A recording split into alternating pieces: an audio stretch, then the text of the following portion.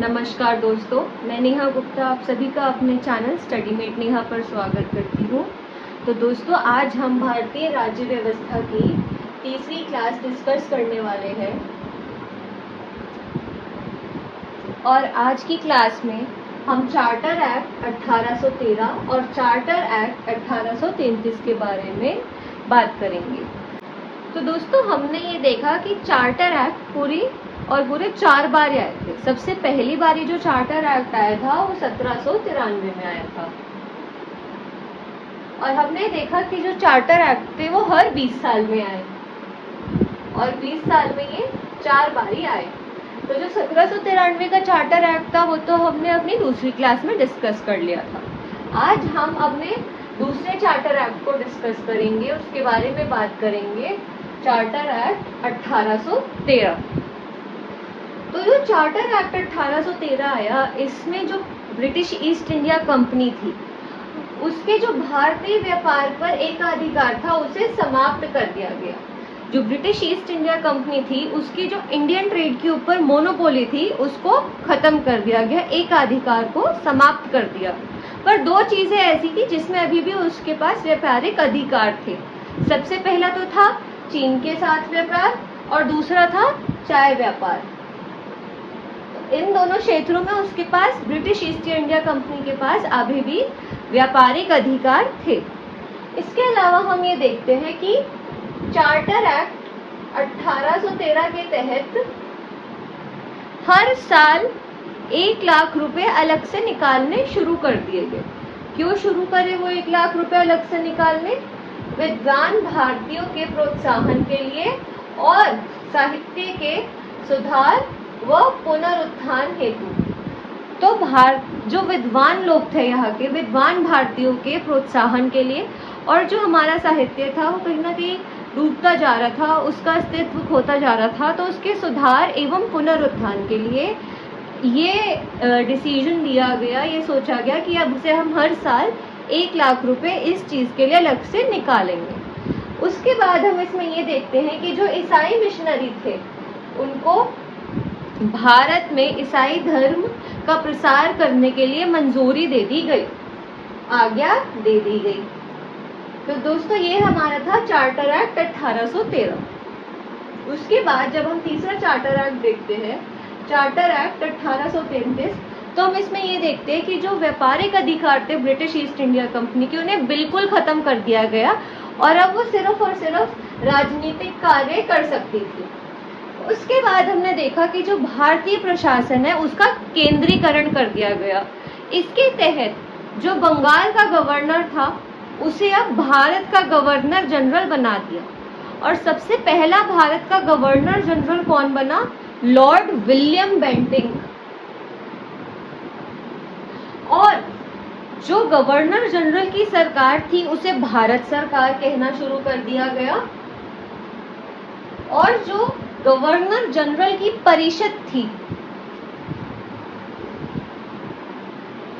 उसे भारतीय परिषद कहना शुरू कर दिया गया, उसे उसकी मान्यता मिल गई।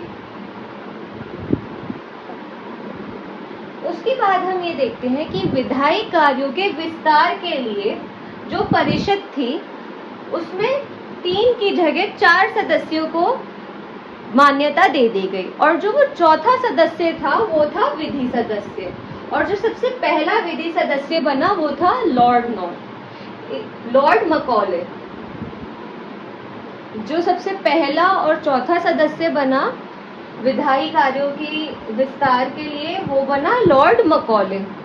उसके बाद हम ये देखते हैं कि भारतीय कानून प्रणाली में सुधार लाने हेतु एक विधि आयोग का भी गठन करा गया और इस विधि आयोग के अध्यक्ष कौन थे? लॉर्ड मकॉले। और जो ये विधि आयोग था वो सन 1843 में आया। तो चलिए हम फिर से सभी चीजों को एक बारी समराइज कर लेते हैं। चार्टर एक्ट 1813 में जो कंपनी के भारतीय व्यापार के एकाधिकार था उसे समाप्त कर दिया गया, परंतु चीन का व्यापार और चाय का व्यापार में अभी भी उनका अधिकार था। हर साल 1 लाख रुपए अलग से निकाले जाने लगे। वो क्यों निकाले जाने लगे? जो विद्वान भारतीय थे उनके प्रोत्साहन हेतु एवं जो यहाँ का साहित्य था उसके पुनरुत्थान हेतु हर साल 1 लाख रुपए अलग से निकाले जाने लगे। और तो और हम चार्टर एक्ट 1813 में देखते हैं कि जो ईसाई मिशनरी थे उनको भारत में आकर ईसाई धर्म के प्रचार के लिए आज्ञा भी दे दी गई। उसके बाद हम ये देखते हैं कि जो अगला चार्टर एक्ट आया 1833 का, उसमें जो कंपनी के व्यापारिक अधिकार थे वो पूरी तरीके से समाप्त कर दिए गए। अब वो सिर्फ और सिर्फ राजनीतिक कार्य ही करती थी। जो भारत का प्रशासन था उसका केंद्रीकरण कर दिया गया। केंद्रीकरण करने के अंतर्गत जो बंगाल का गवर्नर था उसे भारत के गवर्नर जनरल की उपाधि दे दी और भारत के सबसे पहला गवर्नर जनरल बने लॉर्ड विलियम बेंटिंग। जो गवर्नर जनरल की सरकार थी अब उसे भारत सरकार की मान्यता दे दी गई एवं जो गवर्नर जनरल की परिषद थी उसे भारतीय परिषद की भी मान्यता दे दी गई। उसके बाद हम ये देखते हैं कि विधायी कार्यों के विस्तार के लिए परिषद की सदस्यता को 3 से 4 तक बढ़ा दिया गया और वो चौथा जो इंसान था उसमें अधिकारी था वो एक विधि सदस्य के रूप में आए और जो लॉर्ड नॉर्थ थे वो सबसे पहले विधि सदस्य बने। साथ ही साथ भारतीय कानून प्रणाली में सुधार लाने हेतु एक विधि परिषद भी, एक विधि आयोग का भी गठन करा गया सन 1843 में और उसके अध्यक्ष कौन थे? लॉर्ड मकॉले।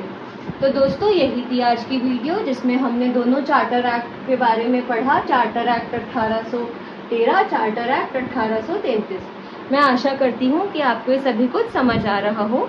अगर आपके पास किसी भी तरीके का कोई सुझाव है या फिर आप कुछ पूछना चाहते हैं तो वो आप कमेंट सेक्शन में ज़रूर बताएं, मुझसे ज़रूर बात करें और मैं अपना हमेशा एक ट्राई करूँगी, कोशिश करूँगी कि मैं आपके साथ और बेहतर तरीके से जुड़ पाऊँ। अगर आपको वीडियो अच्छी लग रही है, मेरा पढ़ाया हुआ पसंद आ रहा है तो आप वीडियो को लाइक और शेयर ज़रूर करें एंड प्लीज़ चैनल को भी सब्सक्राइब करें। Thank you so much.